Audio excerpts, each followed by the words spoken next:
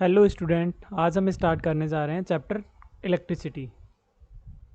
तो इलेक्ट्रिसिटी में हमारा क्या क्या कंटेंट है, देखिए कंटेंट में दे रखा है। इस चैप्टर में हमारा क्या है, हम किसके बारे में पढ़ेंगे? चार्ज, इलेक्ट्रिक करंट क्या होता है। पहले तो हम पढ़ेंगे चार्ज क्या होता है। चार्ज से फिर हमें पता चलेगा कि इलेक्ट्रिक करंट क्या होता है। फिर हम इलेक्ट्रिक सर्किट के बारे में पढ़ेंगे, वोल्टेज के बारे में पढ़ेंगे, और वोल्टेज को ही हम बोलते हैं इलेक्ट्रिक पोटेंशियल।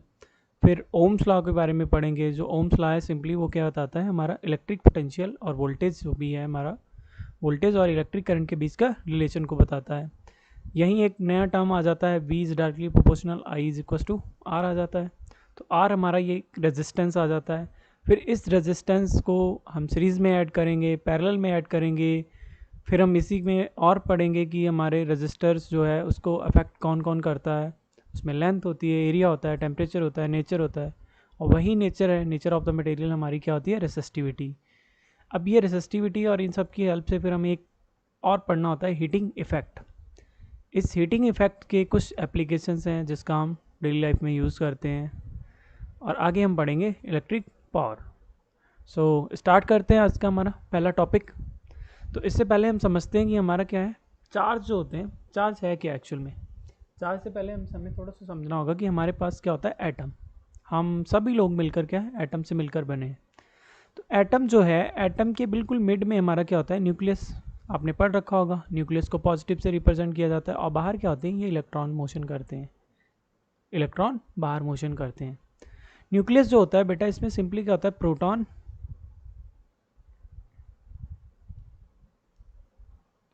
न्यूक्लियस जो है हमारा, ये सिंपली क्या है, न्यूक्लियस हमारा प्रोटॉन एंड न्यूट्रॉन से मिलकर बना है।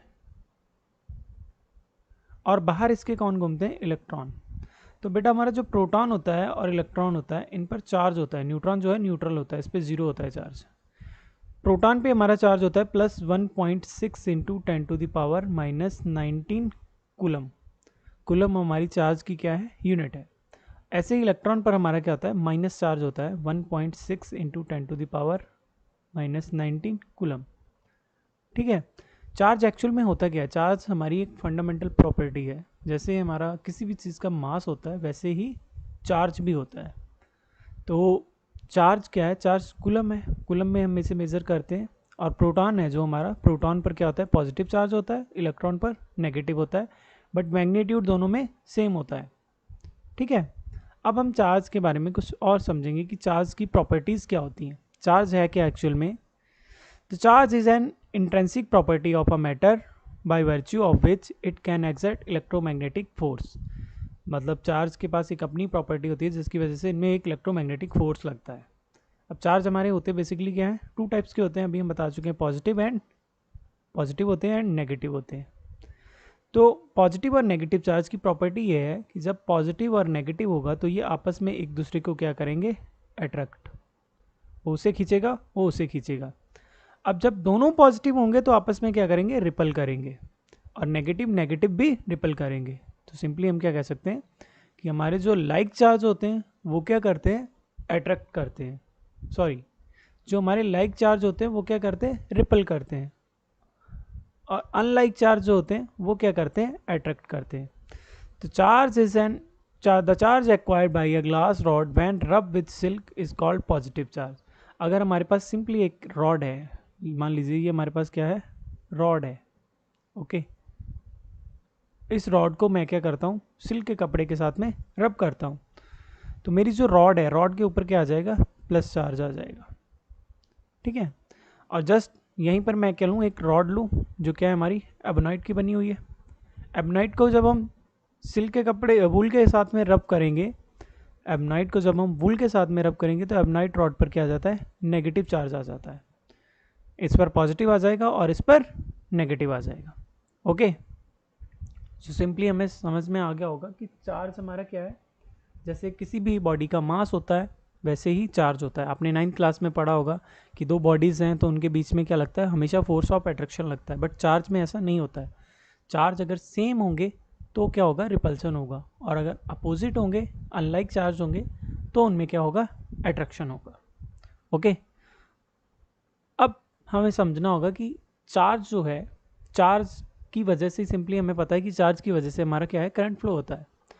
और हमारे जो कंडक्टर्स या इंसुलेटर्स होते हैं, कंडक्टर मतलब जो हमारे सिंपली क्या है, कंडक्टिविटी उनकी ज़्यादा होती है, मतलब क्या है कि उनके अंदर, उनके थ्रू हमारा करंट क्या हो जाता है, फ्लो हो जाता है। कंडक्टर्स क्या होते हैं, कंडक्टर में सिंपली क्या होते हैं, फ्री चार्ज होते हैं, और इंसुलेटर में क्या होते हैं, बाउंड चार्ज होते हैं। कंडक्टर्स में क्या होते हैं, फ्री चार्ज, और इनमें कौन से होते हैं, बाउंड चार्ज। ठीक है, सिंपली मैं एक एग्जांपल लेके बात करता हूँ। जैसे मान लीजिए मेरे पास क्या है, एक सोडियम का टुकड़ा है, सोडियम मेटल है। तो सोडियम का क्या होता है, इलेक्ट्रॉनिक कॉन्फ़िगरेशन कितना होता है, 11, आप जानते होंगे। ये कितना, इसे ब्रेक करने तो ये आता है 281। बेटा ये 2 भी अपना ऑर्बिटल कंप्लीट कर रहा है, ये 2 भी क्या कर रहा है, यहाँ पर 2 भी कंप्लीट कर रहा है और 8 भी कंप्लीट कर रहा है। लेकिन ये जो 1 है ये क्या है, इनकम्प्लीटेड है। ये इनकम्प्लीटेड होने की वजह से ये हमारा क्या हो गया, फ्री चार्ज। तो जितने भी हमारे मेटल्स होते हैं, मेटल के अंदर मोस्टली क्या होते हैं, फ्री चार्जेस होते हैं। इसी वजह से मेटल जो होते हैं, मेटल में हमारी इलेक्ट्रिसिटी फ्लो हो जाती है। तो जिनमें फ्री चार्ज होंगे वो हमारे क्या होंगे, कंडक्टर्स होंगे, और जिनमें बाउंड चार्ज होंगे वो हमारे क्या होंगे, इंसुलेटर्स होंगे। और हम सिंपली क्या कह सकते हैं, और इसे हम समझ सकते हैं लैंग्वेज में कि कंडक्टर हमारे क्या होते हैं, कंडक्टर की अगर हम बात करें तो कंडक्टर्स क्या होते हैं, the material which can allow the flow of electron through itself is called conductors. जिनके बीच में हमारे current easily electrons easily flow कर जाएंगे तो उन्हें हम क्या बोलेंगे, conductors. It has large number of free electrons. इसके बीच में क्या होते हैं, फ्री इलेक्ट्रॉन्स होते हैं बेटा, इनमें क्या होता है, free electrons. It offers low opposition in the flow of current. ये करंट के फ्लो होने का बहुत ही लो अपोजिशन करते हैं। करंट कह सकते हैं यहाँ इलेक्ट्रॉन के चार्ज के फ्लो होने का बहुत ही लो अपोज करेंगे। इंसुलेटर्स क्या होते हैं, the material which does not allow to flow the electrons. ये इलेक्ट्रॉन्स को फ्लो नहीं होने देते हैं थ्रू इटसेल्फ, अपने अंदर ये इलेक्ट्रॉन्स को फ्लो होने नहीं देते हैं, called insulator. It has less और नो फ्री इलेक्ट्रॉन्स। इनके बीच में क्या होते हैं, मोस्टली क्या होते हैं, फ्री इलेक्ट्रॉन्स नहीं होते हैं। It offer the high opposition in the flow of current. तो इनमें क्या होता है, बहुत ही ज़्यादा अपोजिशन करती है जो चीज़, वो अपोजिशन ऑफ करंट क्या होता है, हमारा रेजिस्टेंस होता है। तो कंडक्टर्स का रेजिस्टेंस बहुत ही लो होता है, इंसुलेटर्स का बहुत ही हाई होता है। ओके, अब देखिए, अब हम समझते हैं हमारा क्या होता है, electric potential and potential difference क्या होता है। तो बेटा इलेक्ट्रिक पोटेंशियल से समझने से पहले थोड़ा सा आप वैसे तो हमारे ये टॉपिक में नहीं है बट आप समझने की कोशिश कीजिए। मान लीजिए मेरे पास क्या है, पॉजिटिव चार्ज है। तो पॉजिटिव चार्ज है और एक क्या है, नेगेटिव चार्ज है। बेटा इस चार्ज की प्रॉपर्टीज़ होती हैं कि ये अपने आसपास में कुछ रीजन्स क्रिएट करते हैं। उस रीजन्स में क्या होता है, उस रीजन्स में अगर हम दूसरा चार्ज लेके जाते हैं तो वहाँ पर क्या होगा, या तो अट्रैक्शन या रिपल्सन फील होना स्टार्ट हो जाए। लाइक अगर हम कोई भी दो सेम चार्ज लेकर जाएंगे तो वहाँ पर क्या होगा, रिपल्सन। और अगर हम अपोजिट चार्ज लेके जाएंगे तो उनके बीच में क्या होगा, अट्रैक्शन। ये से खींचना चाहेगा ये से। तो जिस पॉइंट पर ये एक दूसरे को खींचने लगेंगे, जैसे आपने देखा होगा ना, मैग्नेट एक दूसरे को या तो अट्रैक्ट करते हैं, रिपल करते हैं, वैसे ही चार्ज। तो उस रीजन को हम क्या बोलते हैं, इलेक्ट्रिक फील्ड। यहाँ पर आपको थोड़ा सा ध्यान देना होगा कि इलेक्ट्रिक फील्ड क्या है। ठीक है, इलेक्ट्रिक फील्ड के बारे में अगर हम थोड़ा सा पता होगा तो हमारे लिए इलेक्ट्रिक पोटेंशियल को समझना ईजिली हो जाएगा।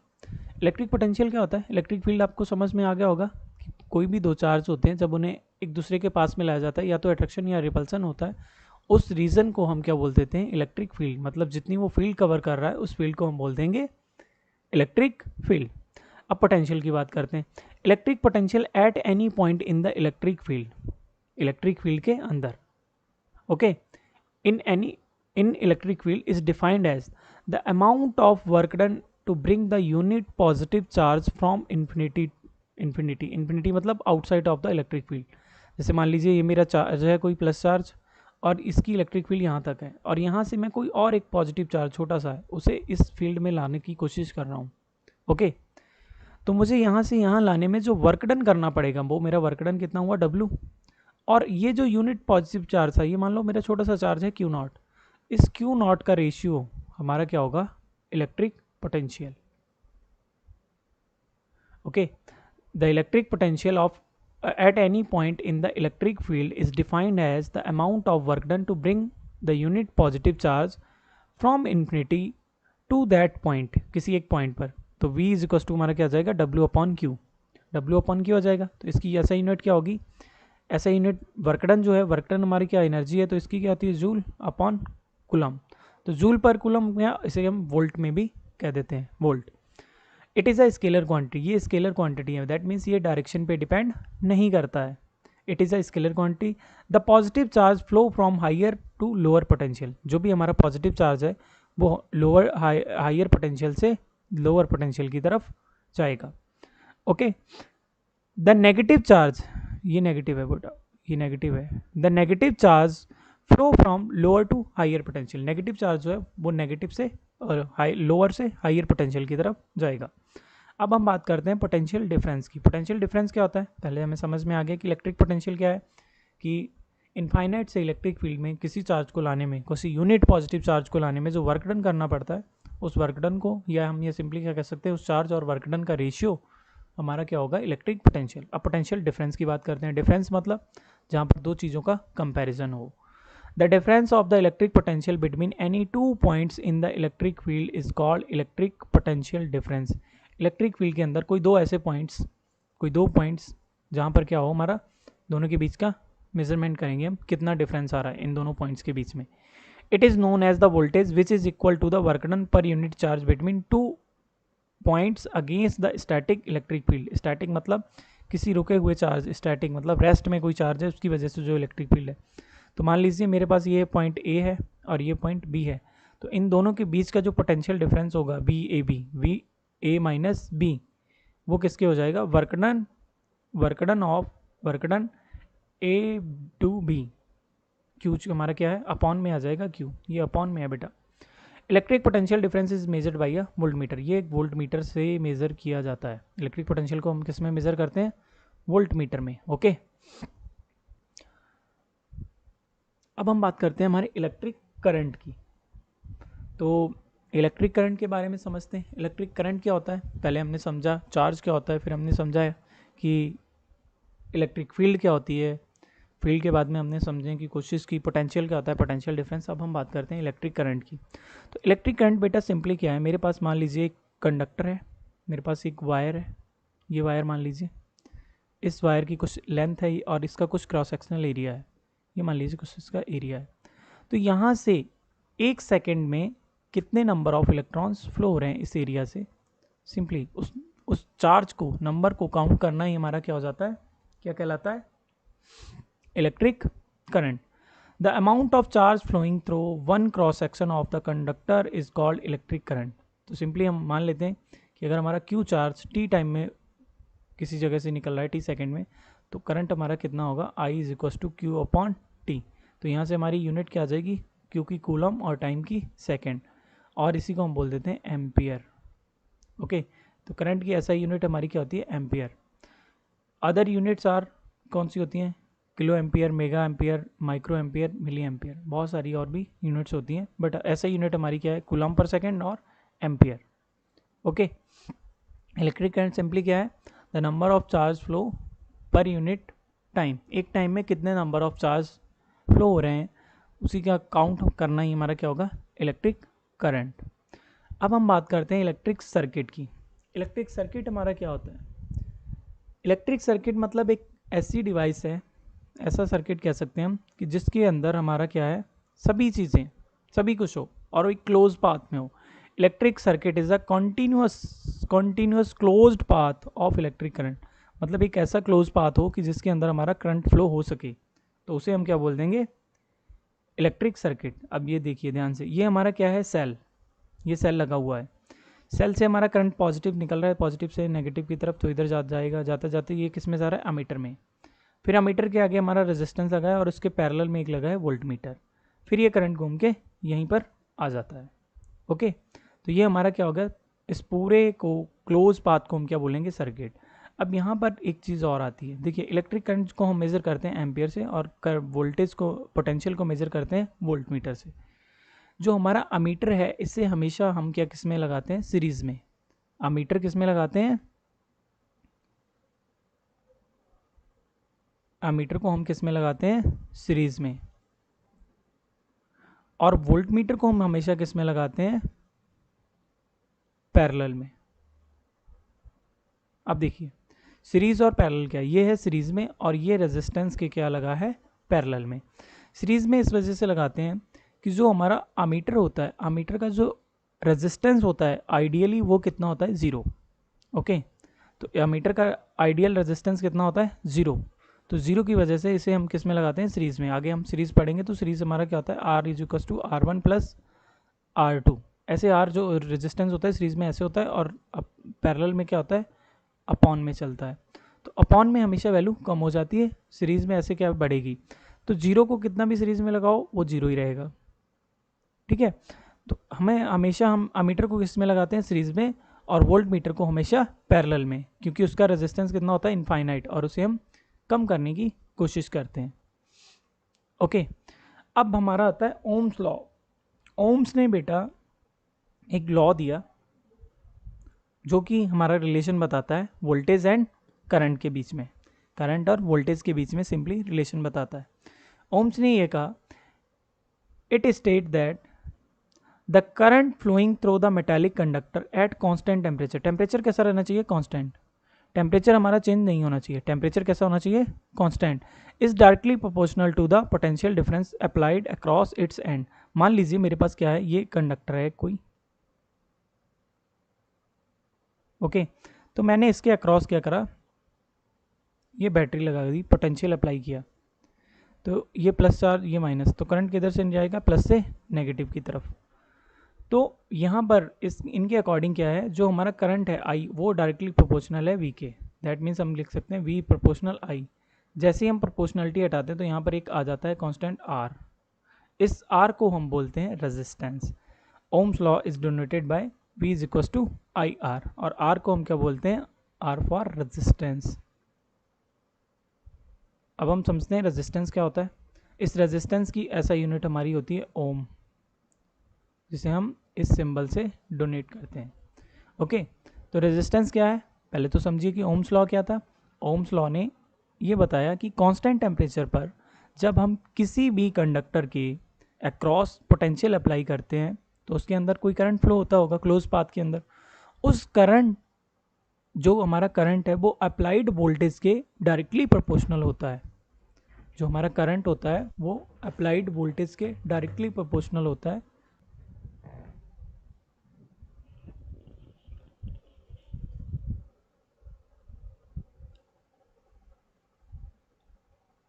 दैट मीन्स हम जितना करंट बढ़ाते जाएंगे उतना हमारा वोल्टेज बढ़ता जाएगा, या हम क्या कह सकते हैं कि जितना हम वोल्टेज बढ़ाएंगे उतना ही करंट बढ़ता जाएगा, दोनों एक दूसरे के डायरेक्टली प्रोपोर्शनल होते हैं। और आर हमारा क्या रहेगा, कांस्टेंट, और यहाँ से अगर हम आर की वैल्यू निकालें तो आर इज इक्वल टू क्या आ जाएगा, वी अपॉन आई। तो दैट मीन्स यहाँ पर हमारा क्या होगा, रेजिस्टेंस क्या रहेगा, कांस्टेंट रहेगा, अगर हमारा क्या है, टेम्परेचर कांस्टेंट है। ओके, अब रेजिस्टेंस को हम समझते हैं, रेजिस्टेंस क्या होता है। रेजिस्टेंस सिंपली क्या है, ये हमें एक अपोजिशन का ऑफर करता है, the opposition of a current flow in the wire, wire क्या है हमारा, conductor, in the wire is called resistance, it's ऐसा यूनिट इज ओम, इसकी ऐसा यूनिट कितनी होती है हमारी, ओम, और ओम का हमारा सिंबल होता है ये। ओके